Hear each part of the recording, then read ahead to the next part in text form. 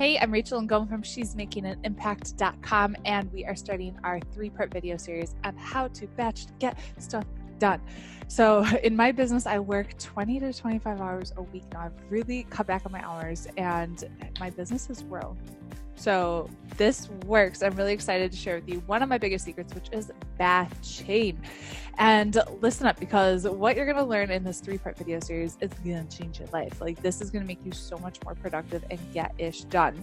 And after I shared some of these tips with one of my students inside the Impact Blogging Academy, she said, I used to wonder why bigger people in the online space talked about passive income when they were on every social media platform all day. It seems like a ton of work to me.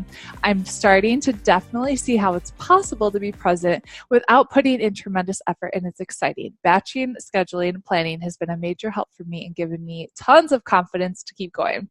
So yes, it works. So let's talk first. What is batching? Why should you do it? Essentially, it's just creating a lot of content at one time.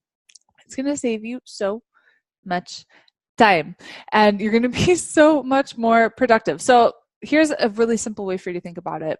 If you love brownies, who doesn't? And you want to have a brownie every night after dinner, let's say.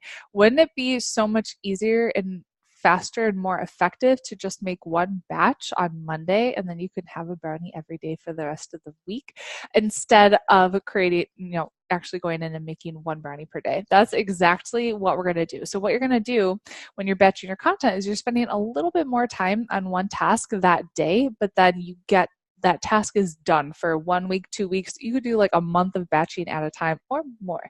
Okay, so here is how it is done. First, what I want you to do is open up like a Google Doc or a Word document, whatever it is that you want to do, and just brainstorm all your content ideas. And this is where I'll collect quotes or write down questions that I get asked, topics that I want to cover, and try to get down 20 to 30 different ideas. And do this at a time when you feel the most creative. So for me, this might be like in the morning after I did my morning routine. I've read some books and I'm in a really creative space. Then what you're going to do is open up Canva. Canva, C-A-N-V-A. We use this to create all our images. It's so easy. I'm not a graphic designer. Even I can do it, okay? So open up Canva and make an image that corresponds to that topic. So it could just have a little bit of text on it, and then hit duplicate and make 25 images for each of your topics. Okay, next what you're going to do is upload all of those images into some kind of a scheduling program. So we use Planoly for Instagram and MeetEdgar for Facebook. We used to use Buffer for Facebook and Twitter and all those places. So it's up to you on what you want to use. MeetEdgar is a little bit more expensive, but it recycles content. So that's a good thing. And then you can schedule it out.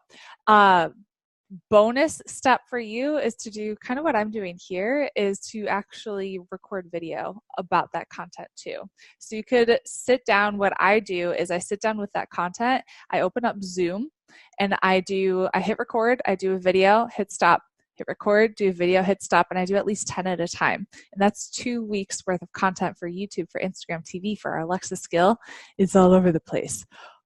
Okay, so are you starting to see how this can save you so much time? Okay, so that is it for today. Make sure to head to shesmakinganimpact.com. I got lots of freebies there to help you build your business, and I'll see you in part 2.